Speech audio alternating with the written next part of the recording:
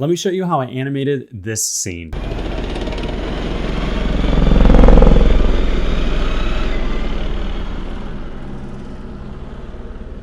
My name is Lucas Ridley. I'm a professional 3D animator and I also teach 3D animation online at animatorsjourney.com, as you can see from that video.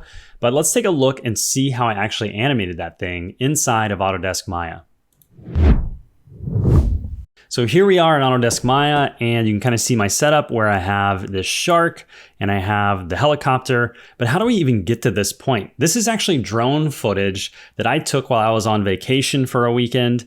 And this is a little sleepy seaside town here in England. We can jump over to Synthesize and see how that was tracked. So here in Synthesize, I actually used this to track the camera position. And you can see these tracking markers here and kind of a rough representation in geometry to give me place settings of like, where should the shark be in 3D space? So I just put like a teapot there to represent that. And then I exported this geometry with the camera. So then I could also cast shadows from the tank onto the beach. So that's what I used to get the camera track inside of Maya. And you can see the camera right here moving as I scrub back and forth. And that's roughly what the path the drone took when I was flying it. So now back in Maya, you can kind of see the rig for the shark. This is one of the rigs that you get at animatorsjourney.com in the beginner program. And this is what I animated to show some weird sci-fi, who knows what, just to get your attention. And then the tanks. So I put one here. Maybe you didn't even notice these other two in the background. And then of course the helicopter that comes through. There's a couple of Redshift things that I needed to make sure I did that I'm making separate YouTube videos about, so check those out.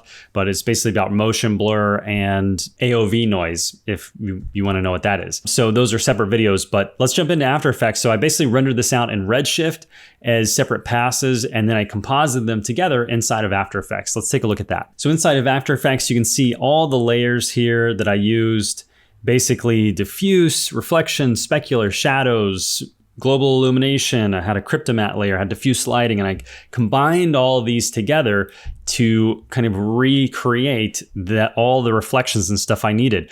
One example of something I rendered after the fact, and I thought, you know what, I actually need kind of a reflection layer of the shark on the ocean. So that was a separate pass I did after I was done. And I was able to just render that out on its own. I think After Effects is trying to crash right now.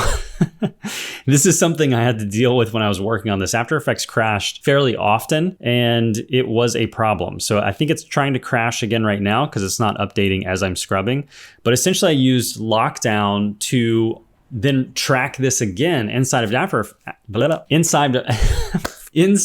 After Effects, because I needed to put these kind of tracks on the beach, which is basically just a black solid that I kind of blurred a little bit and then dropped the opacity on, but I needed it to track in space, and I used After Effects to do that, and I used a plugin called Lockdown, and I've used it on a couple other videos. It just helps recreate stuff that I want to do in compositing, and I don't want to mess with a 3D camera trying to bring it in from Maya and do all that stuff, and I just want to do some 2D compositing. Lockdown is nice for that. They don't sponsor this video, but if they want to, let me know. I enjoy using that plugin. I cannot keep using After Effects because it's trying to crash on me, so let's move on. Then finally in Premiere, I did actually some more compositing where I wanted to take this guy out in the bottom left. His name's Nick, nice guy, but I don't want him in the shot staring at the camera.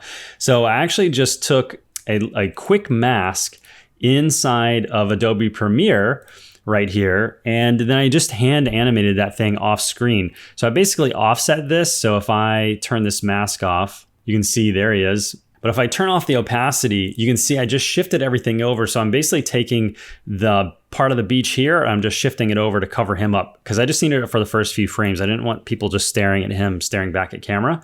And then the last final touches was, of course, just some quick audio design of a helicopter flying past, and then I think some audio of a tank. And that's pretty much it. That's how I created this entire animation.